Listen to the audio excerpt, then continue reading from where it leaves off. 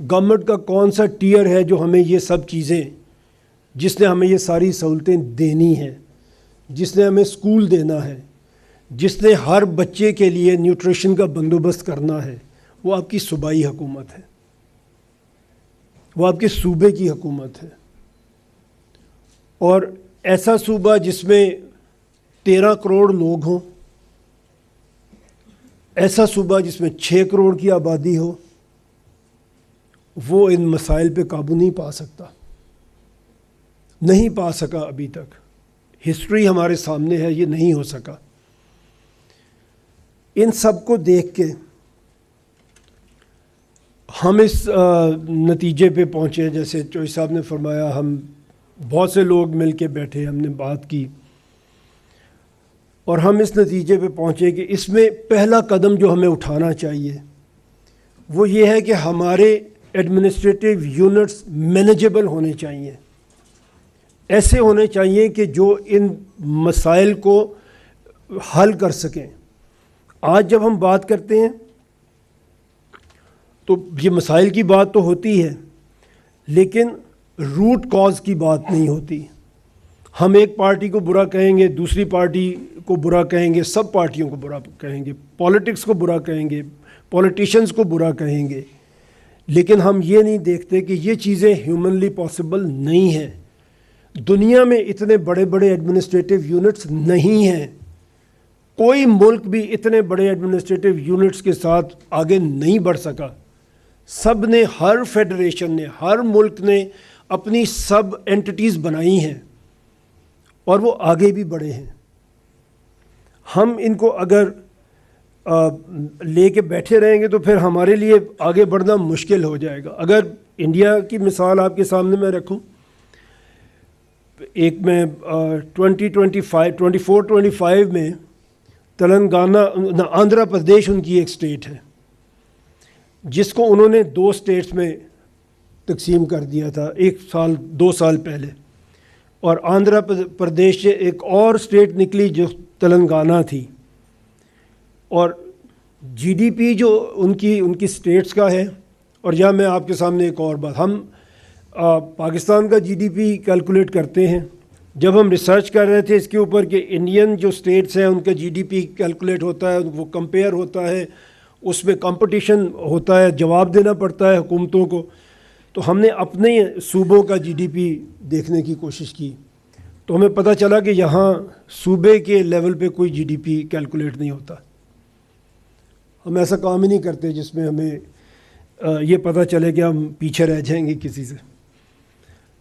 تو آندھرا پردیش جب ایک اسٹیٹ تھا تو اس کی جو جی ڈی پی تھی وہ 520,000 کروڑ تھی،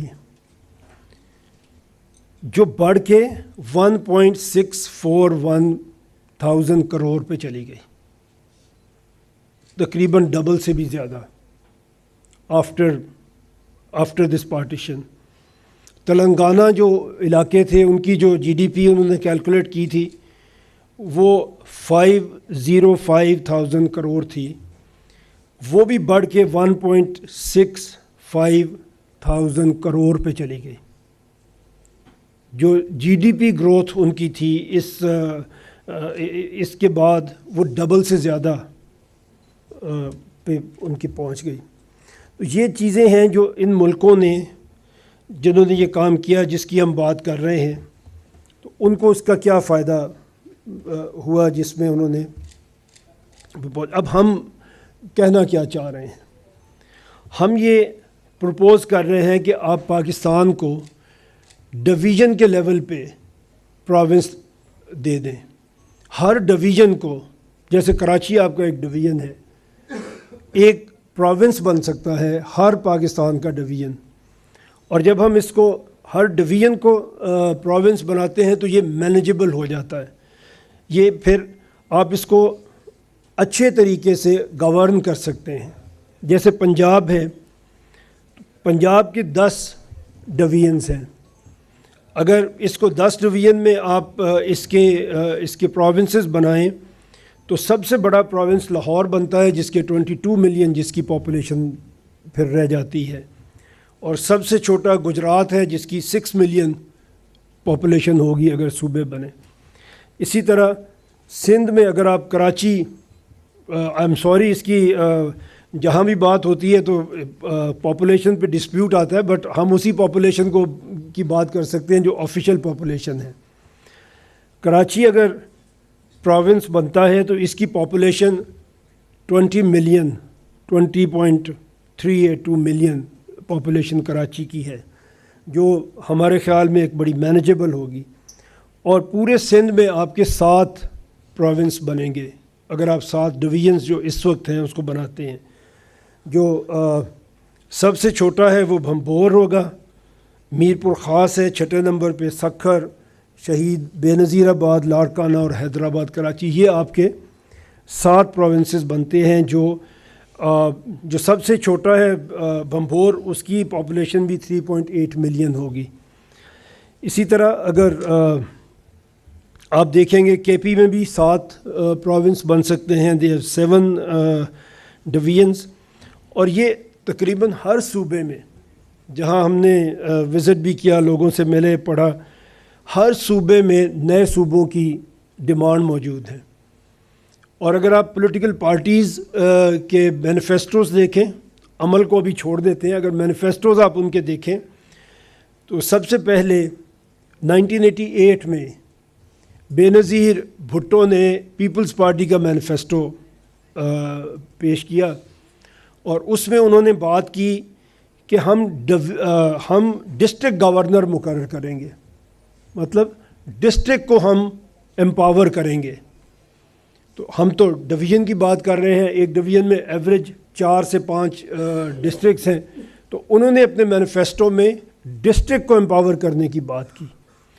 اگر پاکستان مسلم لیگ نون کو آپ دیکھیں، ان کے مینیفیسٹو میں بھی نئے صوبوں کی بات کی جاتی ہے. اگر پی ٹی آئی کو دیکھیں تو عمران خان صاحب کا میرے پاس ابھی کلپ بھی ہے جس میں وہ بالکل یہی بات کر رہے ہیں کہ پاکستان اس وقت تک ترقی نہیں کر سکتا جب تک اس کے ڈویژنز کو صوبہ نہ بنا دے، تاکہ خدمت جو ہے وہ لوگوں تک پہنچے.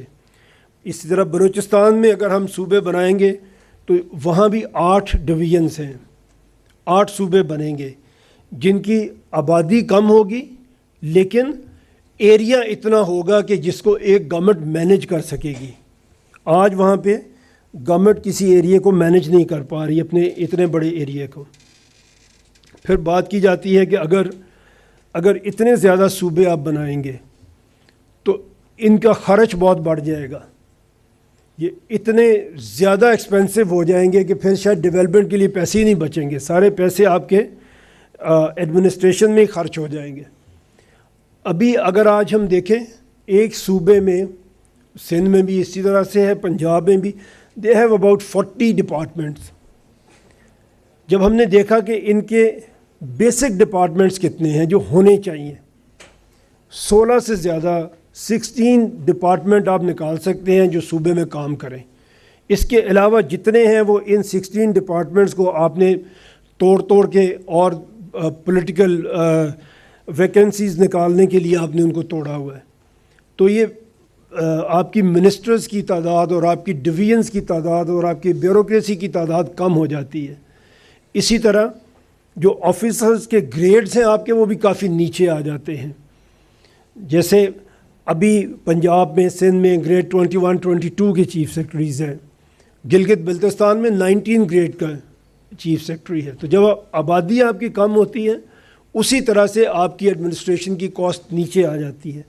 اور جو ہم نے اس میں دیکھا وہ یہی ہمیں نظر آیا کہ جب آپ صوبے زیادہ بناتے ہیں، چھوٹے صوبے بناتے ہیں، تو ایکچولی آپ کی ایڈمنسٹریٹو کاسٹ کم ہو جاتی ہے بڑھنے کی بجائے، اور آپ کے پاس زیادہ پیسے اویلیبل ہوتے ہیں فار ڈیولپمنٹل ایکٹیویٹی. وہی ہے جو آپ کے لیے اسکول کھولے گی نا، وہی رقم ہے جو آپ کے لیے آگے کام کرے گی.